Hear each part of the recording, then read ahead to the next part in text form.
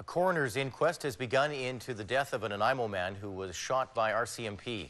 Jeffrey Hughes was killed in October of 2009 after police responded to a noise complaint at his home. After his death, it was discovered Hughes had ties to the neo-Nazi movement.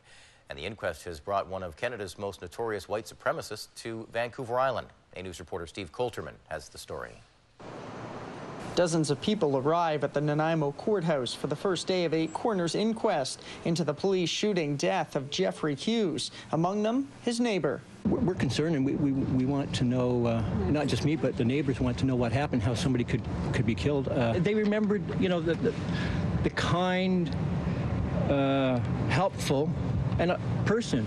A Nanaimo RCMP officer shot and killed Hughes on October 23rd of 2009. Police were called to his home for a noise complaint, which quickly escalated. Hughes first barricaded himself in his apartment and then finally came out with a weapon that turned out to be a flare gun. Seconds later, he was dead. The Hughes family is represented by Victoria Lawyer Douglas Christie. He says the investigation into the shooting was mishandled, and the nearly 2-year wait for an inquest is evidence of that. I think the police should not be investigating police shootings.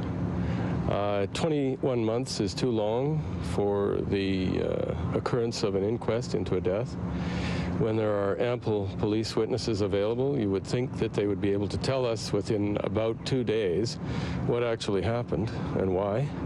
And I think there'll be some surprises. Over the next few days, the jury will hear evidence from witnesses in order to determine the facts surrounding Hughes' death and potentially make recommendations to prevent similar deaths. The first day of testimony includes a timeline from Victoria Police, who were asked to investigate the shooting by the RCMP.